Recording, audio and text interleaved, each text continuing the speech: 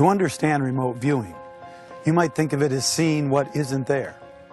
And just as we have superstar athletes and celebrities, superstar psychics perform amazing paranormal feats of their own. And Joe McMoneagle may be one of the best in the world. He was the first to be recruited into the Army's secret Stargate project that used remote viewing for intelligence gathering.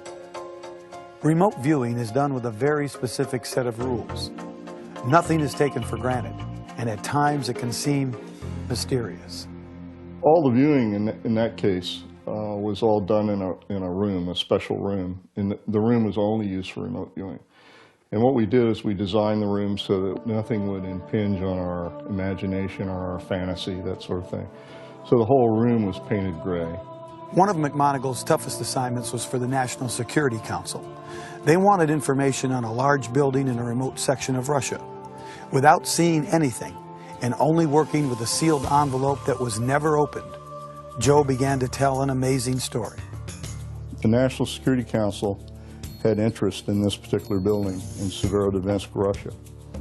They didn't know what was going on inside the building. They put a photograph of the roof of this building taken by satellite. They put that inside a sealed envelope. The sealed envelope was presented to me as my target. And the question that was given to me was, can you give us the information we need to know in reference to the photograph contained within this sealed envelope? Remote viewing can often seem very cryptic. Information flashes into the viewer's mind and a picture begins to take shape. But understanding that information can be even more puzzling. The first thing I got were bright flashes of light, this sort of repetitive noise of electronics. The bright flashes of light were occurring all through metal structures. They resolved into what appeared to me to be lasers hitting or splashing on metal. So from that I said, well, I think there's welding going on here, and it's an advanced kind of welding.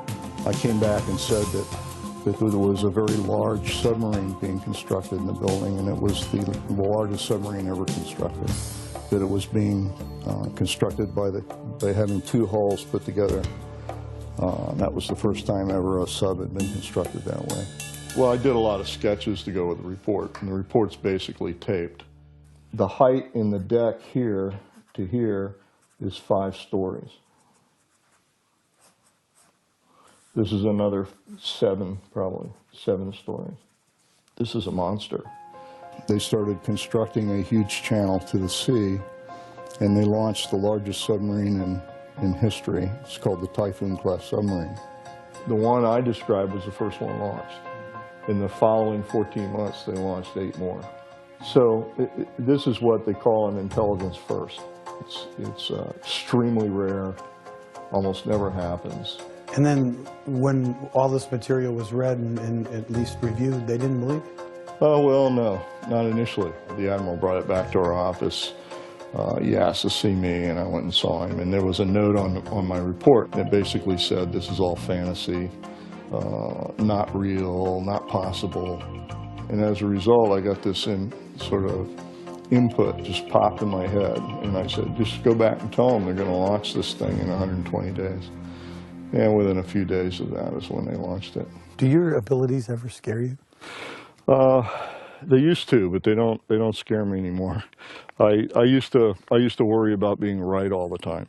And the thing is, you can't be right all the time. You can only give it your best shot. And if you're right 20% of the time or 25% of the time, that's good enough, because it does provide answers where other methodologies and techniques won't.